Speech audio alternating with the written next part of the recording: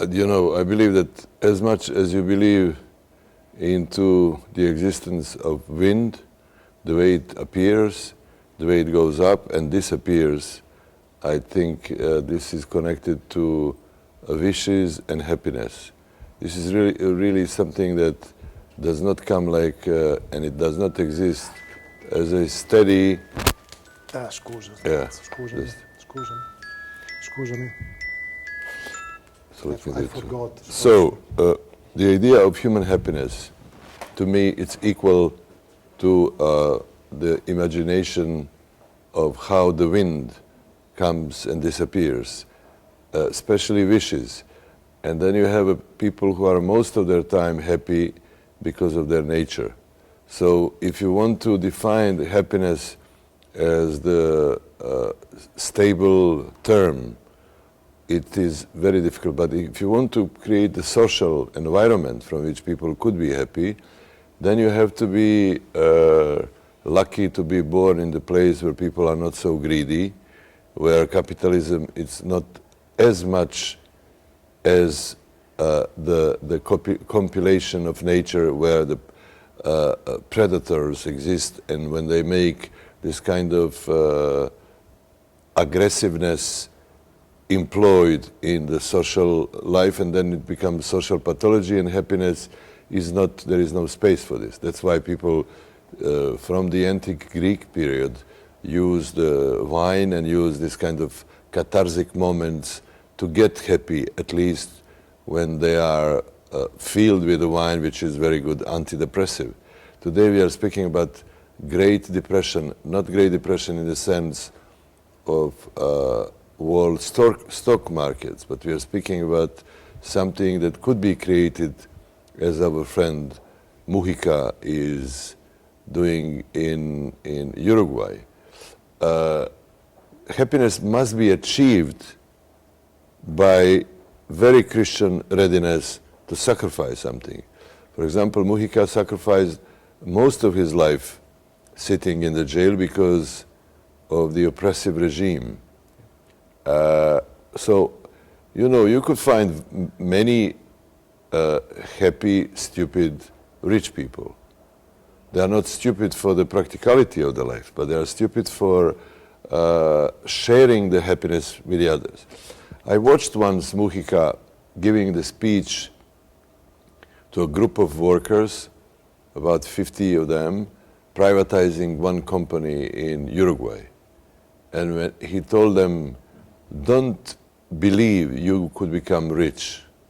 Work, try to make good furniture, because it was a factory of furniture, and try to be happy with what you have. If your dreams are to become rich, then you are going to lose time to use the moments of happiness that are in your hands, because when you plan your life to be happy with what you have and not dreaming about something unachievable, and the moment you start dreaming about this, then you are against collectivity, that you share the status that you already achieved. And I'm very, that's why in the beginning I said, it's like that human wishes are like a wind. They are born in between two different levels of sky, in which many other thermic elements create, and then it comes up and disappears. And that's the question of, I would say, even definition of happiness. But if you take your life relative to length, to how long you'll be alive and how much you could be given back goodness you give to the other people, even without being religious, but being at least intelligent enough, what Mujica was telling to his workers, to the people who privatized this, and he helped them, that in fact the dream of richness is something that poisoning and destroying the status that you already have, in which it's enough to be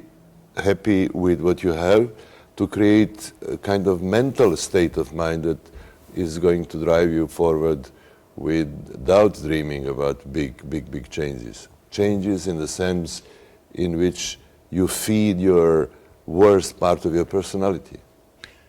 I don't know if you read about the Pope, what the Pope said, Pope Francisco, no? He said, this economy kills. So I understand what he means, that we have to change, not exactly as Mujica says, but also for the Pope in the spirituality of the people. Yeah, no? I'm positive that the societies around the world are coming back to pharaonic period in which most of the rich people, and there are not many, 2-3 families in America, 2-3 foundations that made richness based on the transfer of money before Europe brought euro. People who are speculating about money and getting extremely rich, and on the other side you have growing population of people who don't have even potable water. So when you try to say this, for example in America, they say it's phraseology, it's nothing. But fight for humans, it's never phraseology, it's something that is very opposite from what they call politically correct. Politically correct is what in the Soviet time used to be auto-censorship. You don't say what you know it's not possible. So it's like if you make your movie and you know what is not possible, you don't do this, and then the movie is not good. This is the same with the human life. We have to fight for many aspects that are lost because of this economy that makes the worst part of humanity coming up and destroying the whole pyramid that was created from the anti-Greek period, all Hellenic culture up till, I would say, the middle of the last century. Now we are in a period in which there are groups, there are movements, but the global status of humanity is not in good shape at all. So you're going in Uruguay in March?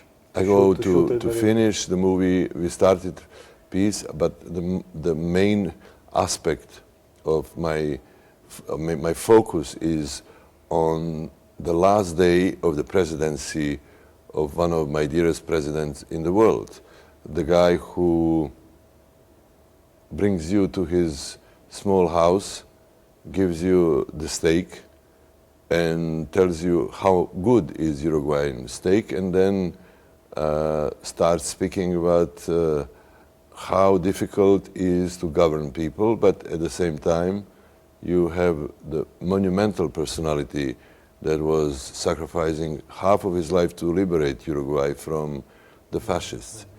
There is another aspect that I think it's very important, because he is a symbol of this fight in the period of, I would say, new Nazism that is very present in the world now, in which, if you take, for example, Europe, most of the collaborators with Nazis are, I would say, very much loved by the present politicians all over Europe, not all over, most of the Europe and in the United States.